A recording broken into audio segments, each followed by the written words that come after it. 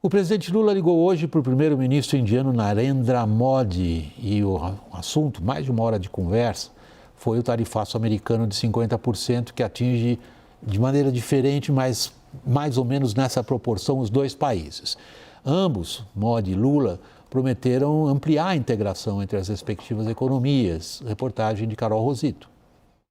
Brasil e Índia são os dois países com as tarifas de importação mais altas implementadas pelos Estados Unidos. A Casa Branca justifica a taxa de 50% contra os produtos nacionais, afirmando que a justiça persegue o ex-presidente Jair Bolsonaro e que o Brasil implementa barreiras injustas aos produtos americanos. Já no caso da Índia, a justificativa é de que Nova Delhi financia a invasão da Rússia à Ucrânia ao comprar petróleo e derivados de Moscou. Na ligação de hoje, Lula e Modi prometeram aprofundar a integração entre os dois países. Logo depois, o Planalto afirmou que o premier concordou em ampliar a cobertura do acordo comercial entre o Mercosul e a Índia. Também nesta quinta-feira, a Casa Branca passou a cobrar o que chama de tarifas retaliatórias contra praticamente todos os parceiros americanos. A implementação das barreiras elevou a tarifa de importação média para cerca de 20%. Antes de Trump entrar na presidência, era 2,5%. Aqui em Brasília, o vice-presidente da República, Geraldo Alckmin, tem sido o principal articulador entre o Planalto e a Casa Branca. Ele se encontrou nesta quinta-feira com o encarregado de negócios da Embaixada Americana. Já o ministro da Fazenda, Fernando Haddad, marcou para quarta-feira que vem uma reunião com o secretário do Tesouro, Scott Bessent. A Embaixada Americana no Brasil publicou hoje uma nota em que acusa o ministro Alexandre de Moraes, do Supremo, de censurar e perseguir Bolsonaro e os apoiadores do ex-presidente. A representação diplomática ainda fez um alerta de que monitora de perto o que chamou de aliados de Moraes no judiciário. A nota ecoa as críticas feitas por bolsonaristas no Congresso Nacional. No Senado, a oposição afirma que conseguiu as 41 assinaturas necessárias para abrir um processo de impeachment contra Alexandre de Moraes. Davi Alcolumbre, presidente da Casa, descartou o projeto.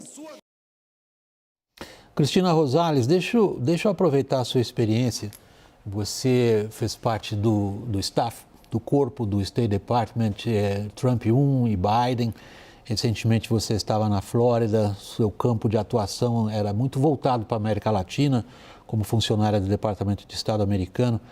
Como você antecipa que o Brasil, buscando um apoio internacional articulado através dos BRICS, repercuta na Washington de hoje?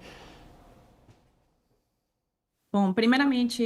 William e toda a equipe aqui, muito obrigada pela oportunidade aqui para conversar com vocês sobre esses assuntos. Eu acho que, infelizmente, estamos numa situação muito complicada no sentido da relação bilateral entre Estados Unidos e o Brasil. Posso dizer que o ponto assim mais baixo que eu tenho visto e que provavelmente é,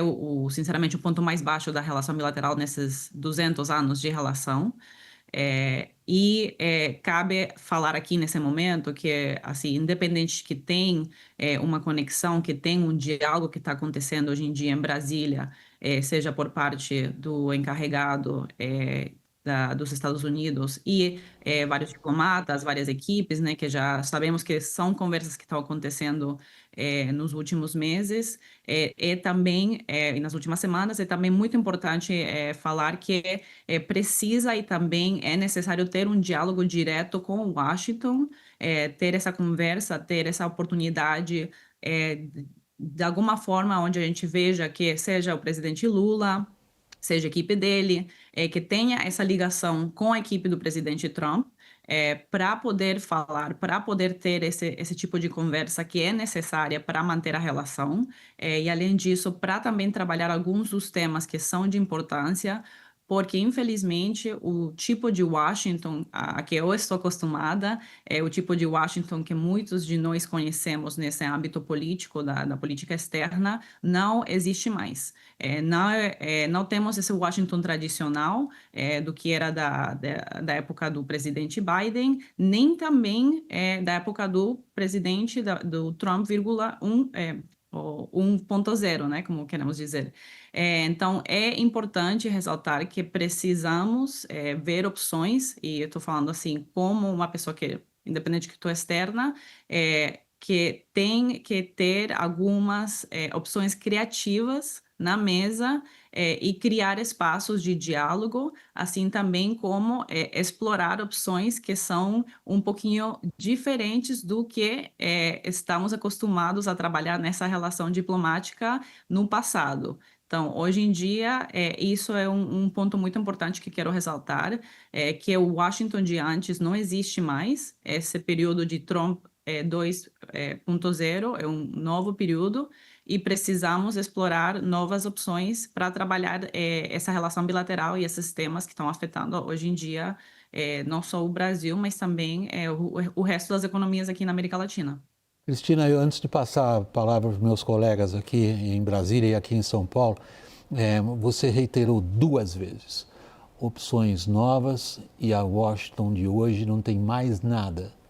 com a Washington que você conheceu. Que opções novas seriam essas? Bom, não quero entrar em hipotéticas ou também sugerir o que deve acontecer, porque também obviamente não estou nessa posição, mas sabemos que já tem algumas conversas, tem algumas propostas na mesa que não são necessariamente que tem que ser essas propostas, mas sim são certos temas, são certos, digamos, objetivos, seja na conversa onde, como sabemos, aconteceu em outros países, a opção de trabalhar a temática de, digamos, o que toca as terras raras, o que toca a mineração,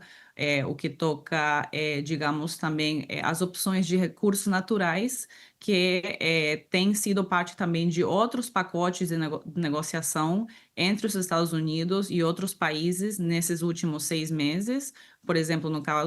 caso da Ucrânia, no caso, de certa forma, também da Índia, e sabemos que hoje em dia o Brasil é um outro país que está entrando nessa temática, que também está entrando nesse fator onde esses pontos estão sendo levados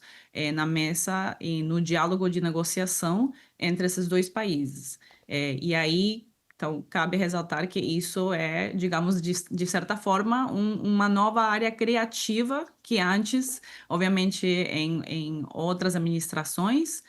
não acontecia, mas é um ponto que poderia levar à negociação entre os 2 países e aumentar esse diálogo que precisa acontecer. A Cristina, que evidentemente pelo jeito dela falar, pertence à velha escola da diplomacia, da elegância e da delicadeza nas formulações, no fundo nos diz o seguinte: bota alguma coisa na frente para o Trump. Vocês têm terras raras, oferece algo para ele, porque essa é o Washington de hoje, ela acabou de dizer de novo. Antigamente isso aí não entraria, mas hoje tem que rolar sim. Agora, eu estou usando palavras que você não usou, Cristina, por favor, se você estiver discordando, me corrija. Os BRICS seriam isso? Pois é, acho que a Cristina trouxe essa esfera transacional, né, que a gente conhece do Donald Trump, e existe essa esfera, uma esfera política também, nessa questão, na visão do Trump em relação ao Brasil, que eu queria explorar com a Cristina. Quer dizer, existe um non-starter aí, que não dá para fazer, que é a questão do julgamento do Jair Bolsonaro, da regulação das big techs ou do que as leis brasileiras dizem a respeito das big techs. Isso aí é uma área muito difícil de negociar. Agora, eu queria ver com você o que pesa mais para o Trump, se são essas questões políticas que eu acabei de mencionar, ou se são as questões geopolíticas, como a atuação do Brasil no BRICS, né, a ligação do presidente Lula com Xi Jinping e o quanto isso representa como um desafio para o domínio dos Estados Unidos, incluindo o dólar, que é onde justamente o presidente Lula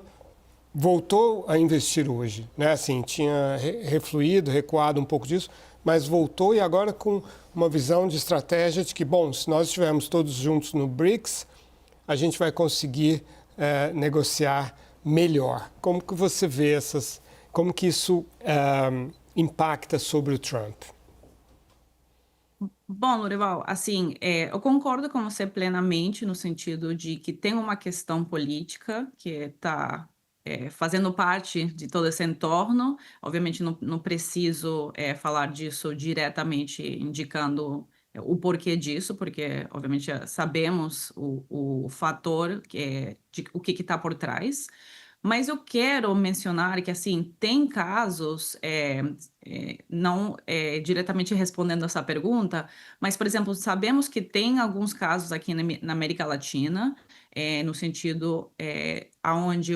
essa administração, o próprio presidente Trump, que sabemos que sim, é uma pessoa que é muito focada nas transações, que procura ter esse tipo de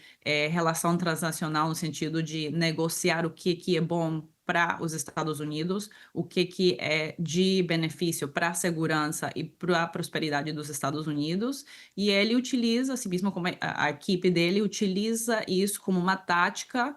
obviamente, de negociar e de botar para frente, obviamente, misturando tudo isso no contexto político. Agora, querendo mencionar, tem casos de países onde as coisas, pelo menos de um ponto de vista de negociação,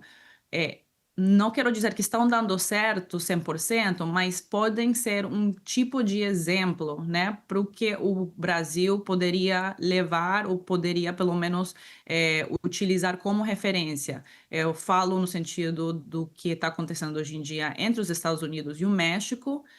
principalmente o nível de negociação que a presidente Sheinbaum tem conseguido, e como ela e a equipe dela tem conseguido, obviamente,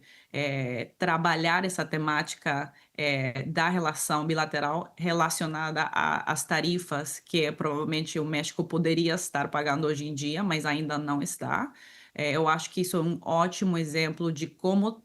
dá para trabalhar essa relação e como dá para trabalhar essa nova administração de Trump 2,0.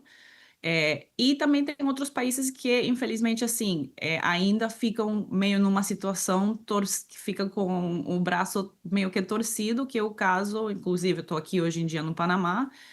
trabalhando essa temática ainda, que é o tema do Canal do Panamá, que continua sendo uma temática bastante complicada, que continua sendo uma temática também que fica no meio da relação bilateral, tentando negociar o uso do canal, obviamente, sem pago, e além disso, ter um pouquinho mais do controle, né, das operações do canal, e isso acaba sendo também um exemplo de como é que às vezes precisa ter um diálogo um pouquinho mais constante, não só constante, mas também colocar na mesa novamente ideias e objetivos mais criativos, né, para poder melhorar essa relação, que eu espero que seja o caso aqui do Panamá logo logo. Daniel está pedindo a palavra, Cristina. Cristina, boa noite. Amanhã completam-se exatamente 30 dias daquela primeira carta de Donald Trump, no dia 9 de julho, anunciando que iria implementar as tarifas. Desde então, o governo brasileiro considera que fez um pequeno avanço, sem nenhuma euforia se diz isso, porque Geraldo Alckmin começou a ter contatos mais constantes com Howard Lutnick, o Tesouro dos Estados Unidos passou a ser mais acessado pelo Ministério da Fazenda e houve um primeiro encontro, a gente não sabe dos detalhes, entre o Mauro Vieira e Marco Rubio. Qual que é a grande dificuldade? É a última milha até o Salão Oval. O governo brasileiro não conseguiu encontrar ou conversar com esse núcleo duro, com essa equipe mais próxima do presidente Trump na Casa Branca. O que você sugeriria? Ou você acha que esses elementos, essas pessoas do governo americano que eu mencionei, podem transmitir um relato do governo brasileiro, podem convencer Trump a negociar com o Brasil? Bom, Daniel, eu queria assim mencionar, eu teve a oportunidade também de acompanhar alguns dos senadores que estavam em Washington, justamente já estou achando que são 2 semanas, mas foi recentemente essa visita. Eu quero enfatizar que, assim, independente que não teve, digamos, uma conversa direta no sentido da Casa Branca com esse grupo de senadores, ou não teve, digamos, conversas com toda a equipe que é considerada, seja ou do Departamento do Estado ou de outras entidades que ficam mais próximas ao presidente. Eu acho que, de qualquer forma, seja essa viagem que aconteceu com esses senadores, seja essas primeiras reuniões que estão acontecendo, ou que aconteceram, obviamente, nessas últimas semanas, e as reuniões que estão acontecendo agora, hoje em dia, seja em Brasília, ou que estão sendo planejadas por meio de ligações nesses próximos dias, já é um movimento bastante positivo de que tem um diálogo constante, que obviamente, importante como um primeiro passo, vamos falar assim, nesse primeiro mês. Agora, na minha opinião, não é suficiente. Nesse caso, que nem foi comunicado para os senadores, eu sei que hoje em dia essa informação também já foi passada para o presidente Lula, que é o fato da importância, né, de ter essa ligação, desse contato direto entre o presidente Lula e o presidente Trump, obviamente entendendo que é uma ligação que é sumamente delicada, complicada, que requer um preparo para essa ligação, simplesmente pelo fator de saber que essa relação bilateral está numa situação muito frágil e politicamente também se encontra nessa situação, mas é muito importante encontrar vias, encontrar pelo menos alguma entrada para ter essa ligação o antes possível, para poder tratar desses temas que são um pouquinho mais delicados, que tem que acontecer entre essas duas pessoas.